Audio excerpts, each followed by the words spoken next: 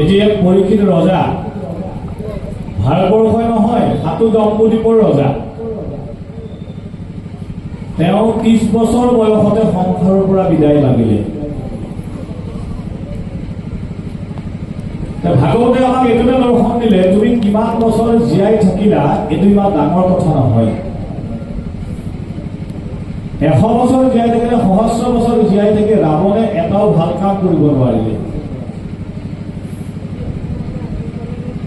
দাঁত কিন্তু এদিন এবেলা জীয়াই আছিল।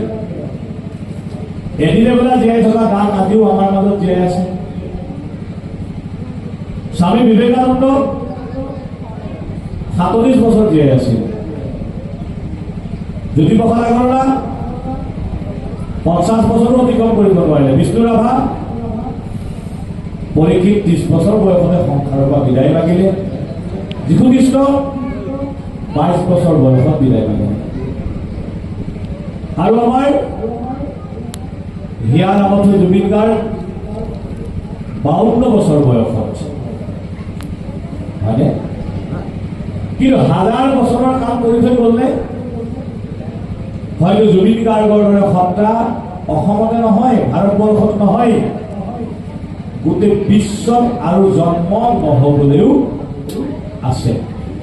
গতিকে এই দৰ্শনটো তোমালোকে ভাগৱতে আমাক ক'লে যে তুমি যিমান দিন জীয়াই থাকিবা সেইটো ডাঙৰ কথা নহয়।